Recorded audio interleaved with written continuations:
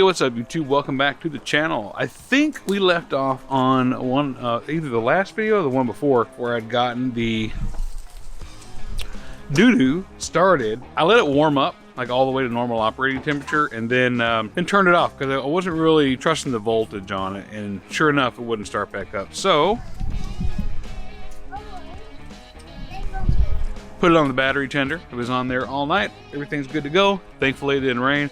Gonna unplug it, let it warm up again, and I got a couple errands to run. I'm gonna do it on Doodoo.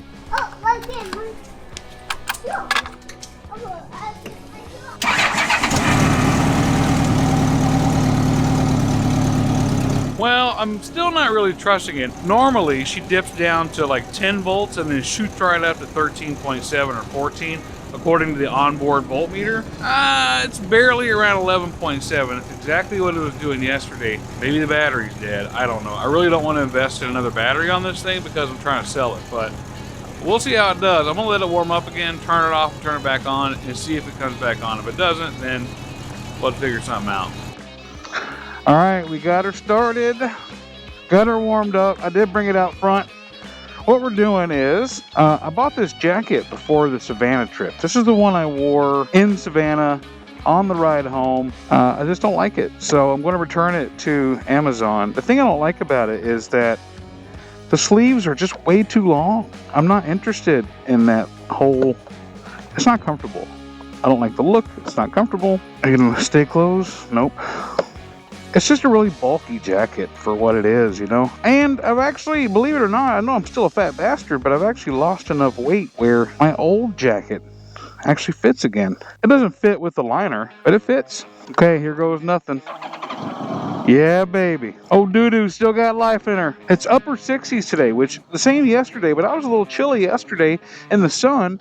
It's the same temperature today, but now I'm hot with this sweatshirt on. We're going to Kohl's to do this Amazon return because they don't require me to have it in a box to do it. Normally I go to the UPS store because it's closer, but this time the UPS store wanted a box, so we're going to make the whole 5-mile trip to Kohl's to do it. Boy, Amazon makes it easy, doesn't it? And I want to talk a little bit about that. It's something I've been trying to talk about for a little while now, and every time I record something, that's when I lose audio. Maybe that's the universe telling me, don't make that video. Oh, I know a lot of people have mixed feelings about Amazon, especially, you know, the guy who runs the place and, you know, tax the rich. And I feel like we kind of get stuck in that trap where we feel like as peasants, that's a word that I've used often, you know, in the past several months, talking about peasant roads, or if I'm out of my expensive coffee, I'll tell the wife I'm drinking peasant coffee now. Gosh, I don't want to get political. It's not really a political talk, but you know, I do feel like we are just, we're peasants. So what happens is you get these big companies, and they're able to buy so much in bulk from manufacturers, which are employing more peasants, that they're able to offer things at such a low price. You know, they're outpricing any potential, you know, local competitor that they would have. You know, that drives those kind of companies out of business. You guys know how that works, obviously. And one of the arguments in favor is that, well, look at all the jobs that they're able to provide. You know, you open an Amazon warehouse down the road, you're able to employ how many thousands of people? Yeah, but it's just more peasants working for these companies. And it's not just Amazon, it's other big, you know, huge companies. Walmart's the same way, you know. And then you're kind of forced, because we're on that end of the peasant spectrum, that, well, where are we going to shop? We're going to shop at the same places who pay our wages, so it just goes right back into circulation. It's just crazy to me when I stop and think about it. And when I say peasants, I want to be clear that I'm not talking about dirt poor people. I'm talking about 95% of us, man. We're all peasants. I don't care how much money you make, unless you're an elite. And by elite, I mean, you know, you got so much money that you can literally buy anything. But it's like, it's just stuff we're allowed to have. Like, say you make $100,000 a year, which today $100,000 a year isn't, you know, what it was even 10 years ago, but that's still just crumbs, man. It's just something that they let you have. That was put into perspective recently. Somebody was talking to me about, you know, where I work, and they said, you know, do you have any idea what your operating costs are every month? And I said, I don't know, you know, including, you know, any overhead, salaries, whatever. I said, maybe 60 grand. And he said, if that. You know, meanwhile, the revenues at just the one place that I work are, you know, well over $250,000. So, you know, you pay my salary for a year, and, you know, everybody that works with me for a year, you're not even making a fucking dent in the income. And even if I have, you know, delinquent payments, you know, where I work, it still doesn't matter because it's not that much. It's just crazy to me. So yeah, they give me this salary and it sounds competitive and all, but it's like, it's just crumbs. It's crumbs compared to the elite. And again, not making it political. It's really hard to talk about these things without being political, because so many people want to jump on board with, you know, fuck capitalism, blah, blah, blah. Give me free health care. But I am fully on the capitalism train, man. I think it's what drives us to do better for ourselves and our families from a financial standpoint. And if you think the elites are bad and out of control in a capitalist environment, just do some of your own research on any socialist culture out there.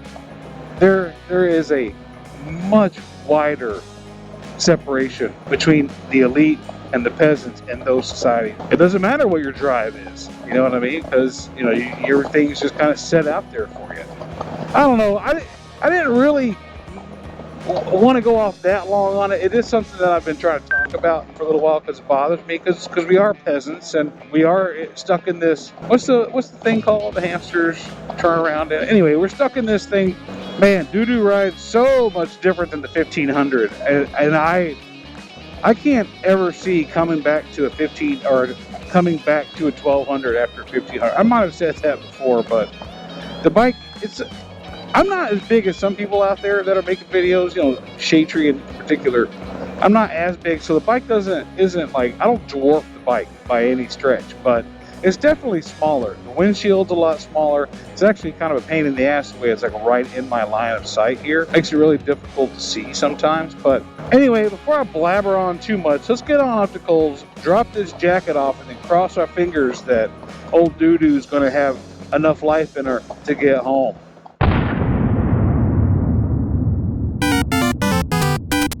All right, welcome back. It's now Wednesday, probably one of my least favorite days of the week. I'm at lunch. The midweek videos are the hardest ones for me to do. I actually put out a question on Patreon yesterday for the couple guys that are in there. I really appreciate that, by the way. Since I work a regular Monday through Friday job, 8 to 5, this time of year, I get home and it's dark already, and I don't really like recording at night because I have to set up lights, and I just don't like it so much. So essentially, if I don't record a bunch of shit over the weekend, enough for 2 videos worth, I don't have anything midweek right now because I don't usually record during the week. Most of the time, I'm just working all day. So I'm trying to get some stuff going during the week so I can have a little bit to do. But I'll talk a little bit more about maybe some midweek plans. I'm going to take off from lunch here. I got to go drop off some stuff at FedEx, and then maybe we can talk about that there. I'm interested to know your thoughts. Wait to hear what I have to say, but I'm interested on your thoughts on what you'd like to see from the channel midweek, especially when I'm running out of daylight before I get home. All right, so and now we're headed down to the Dirty Shame.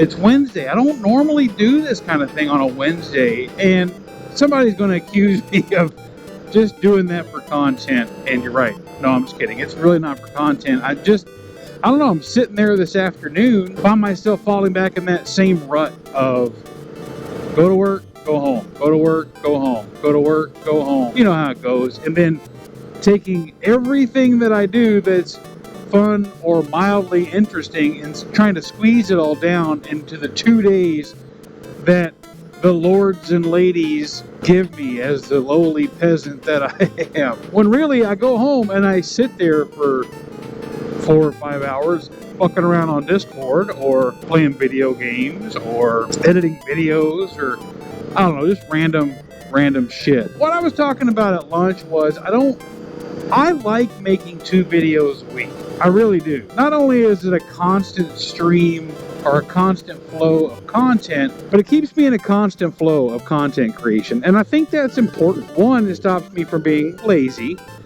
Two, it's a nice regimen just to stay in the habit. You know, you don't do something often enough and you do get a little bit rusty. And I feel like, I could be wrong. You can tell me if I'm wrong in the comments. I feel like I'm at a comfortable spot. I'm still learning things and I'm adding things as I go. But I feel like, you know, the quality of my videos got a little bit better. The editing techniques I use have gotten a little bit more involved, and I like where I'm at now. And I feel like going a week at a time between videos is just a long time. A week on the internet is a really long time, let's face it. So I put the question out on Patreon, and if I said this earlier in the vlog, I apologize. What would you guys think about like midweek, like a wrap up? You know, I see on my channel, and it'll say viewers, your channel also watch these channels, and it kind of tells me a little circle. So I understand that people watching this are going to be watching what they're going to be watching.